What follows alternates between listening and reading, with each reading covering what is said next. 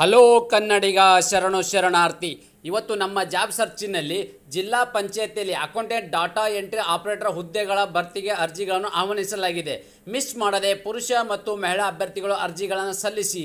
ಇದೇ ರೀತಿ ಕೇಂದ್ರ ಸರ್ಕಾರ ಮತ್ತು ರಾಜ್ಯ ಸರ್ಕಾರದ ಹೊಸ ಉದ್ಯೋಗ ಮಾಹಿತಿ ನಾನು ಪ್ರತಿನಿತ್ಯ ಕೊಡ್ತಾ ಇರ್ತೇನೆ. ಆ ಎಲ್ಲ ಉದ್ಯೋಗ ಮಾಹಿತಿಗಳ ನೋಟಿಫಿಕೇಶನ್ ನಿಮಗೂ ಬರಬೇಕು ಅಂತ ಹೇಳಿದರೆ ನಮ್ಮ ಯೂಟ್ಯೂಬ್ ಚಾನಲ್ನ ಸಬ್ಸ್ಕ್ರೈಬ್ ಜೊತೆಗೆ ಬೆಲ್ ಐಕಾನ್ ಕ್ಲಿಕ್ ಮಾಡೋದನ್ನು ಮರೆಯಬೇಡಿ.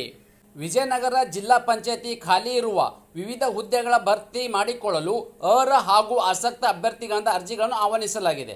ಹುದ್ದೆಗಳ ಭರ್ತಿಗೆ ಸಂಬಂಧಿಸಿದಂತೆ ಕರ್ತವ್ಯ ಸ್ಥಳ, ಶೈಕ್ಷಣಿಕ ಅರ್ಹತೆ, ವೇತನ ಶ್ರೇಣಿ ಮತ್ತು ಅರ್ಜಿಯ ಶುಲ್ಕ, ಹುದ್ದೆಗಳ ಮಾಹಿತಿ ಮತ್ತು ಇದೇ ಥರದ ಎಲ್ಲ ಮಾಹಿತಿ ನಾನು ನಿಮಗೆ ಈ ವಿಡಿಯೋ ತಿಳಿಸ್ಕೊಡ್ತೀನಿ. ಈ ವಿಡಿಯೋನ ಸ್ಕಿಪ್ ಮಾಡದೆ ಕೊನೆ ತನಕ ನೋಡಿ.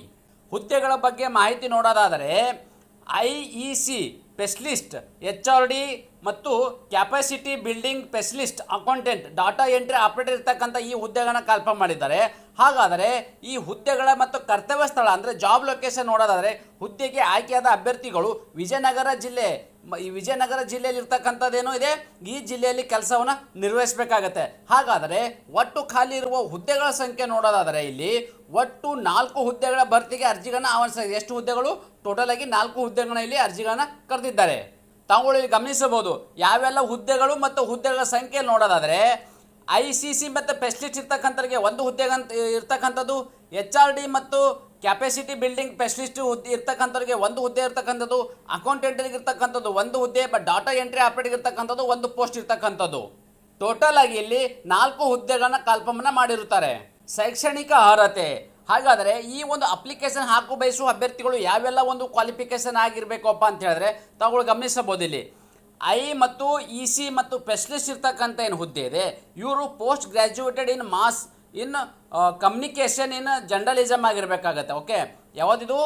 ಇನ್ ಮಾಸ್ ಕಮ್ಯುನಿಕೇಷನ್ ಮತ್ತು ಗ್ರ್ಯಾಜುಯೇಟೆಡ್ ಆಗಿರ್ತಕ್ಕಂಥ ಅಭ್ಯರ್ಥಿಗಳು ಈ ಒಂದು ಅಪ್ಲಿಕೇಶನ್ ಹಾಕಬಹುದಾಗಿದೆ. HRD ಮತ್ತು ಕೆಪಾಸಿಟಿ ಬಿಲ್ಡಿಂಗ್ ಸ್ಪೆಷಲಿಸ್ಟ್ ಈ ಹುದ್ದೆಗೆ ಸಂಬಂಧಪಟ್ಟ ಅಭ್ಯರ್ಥಿಗಳು MSW, MA ಮತ್ತು ಪೋಸ್ಟ್ ಗ್ರ್ಯಾಜುಯೇಟೆಡ್, ಓಕೆ, ಈ ಥರ ರೂರಲ್ ಡೆವಲಪ್ಮೆಂಟ್, ಸೋಷಿಯಲ್ ಸೈನ್ಸ್ ಈ ಥರದ ಒಂದು ಕ್ವಾಲಿಫಿಕೇಷನ್ ಪಾಸ್ ಆಗಿರ್ತಕ್ಕಂಥ ಅಭ್ಯರ್ಥಿಗಳು HRD ಇರ್ತಕ್ಕಂಥ ಈ ಹುದ್ದೆಗೆ ತಮ್ಮ ಅಪ್ಲಿಕೇಶನ್ ಹಾಕಬಹುದಾಗಿದೆ.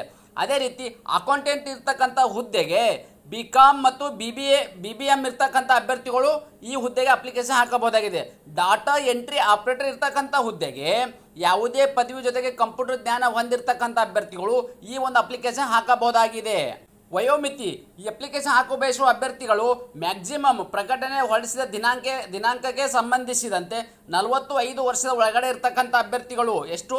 45 ವರ್ಷದ ಒಳಗಡೆ ಇರ್ತಕ್ಕಂಥ ಅಭ್ಯರ್ಥಿಗಳು ಈ ಒಂದು ಅಪ್ಲಿಕೇಶನ್ ಹಾಕಬಹುದಾಗಿದೆ.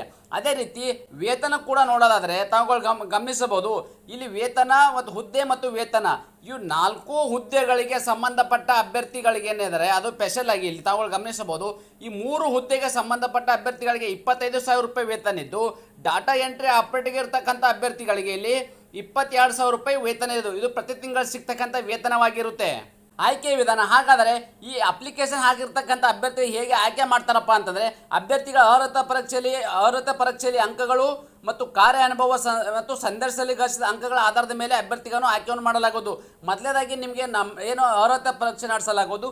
ಅರ್ಹತೆ ಪರೀಕ್ಷೆಯಲ್ಲಿ ಕ್ವಾಲಿಫೈ ಆಗಿರ್ತಕ್ಕಂಥ ಅಭ್ಯರ್ಥಿಗಳನ್ನು ಸಂದರ್ಶನ ಮಾಡಿ ಮೆರಿಟ್ ಆಧಾರದ ಮೇಲೆ ಫೈನಲ್ ಆಗಿ ಅಭ್ಯರ್ಥಿಗಳನ್ನ ಇಲ್ಲಿ ಆಯ್ಕೆಯನ್ನು ಮಾಡಲಾಗುವುದು.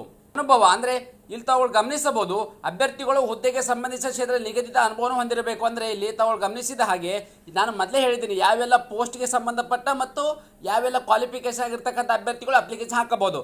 ಅದೇ ರೀತಿ ಯಾವೆಲ್ಲ ಕ್ವಾಲಿಫೈಯಲ್ಲಿ ನೀವು ಪಾಸ್ ಆಗಿರ್ತಕ್ಕಂಥ ಅಭ್ಯರ್ಥಿಗಳು ಅದೇ ಒಂದು ವರ್ಕ್ ಎಕ್ಸ್ಪೀರಿಯನ್ಸನ್ನು ನೀವು ಹೊಂದಿರತಕ್ಕಂಥ ಅಭ್ಯರ್ಥಿಗಳು ಈ ಒಂದು ಅಪ್ಲಿಕೇಶನ್ ಹಾಕಿದ್ರೆ ನಿಮಗೆ ಫಸ್ಟ್ ಪ್ರಿಫರೆನ್ಸ್ ಅಂತಲೇ ಹೇಳಬಹುದಾಗಿದೆ.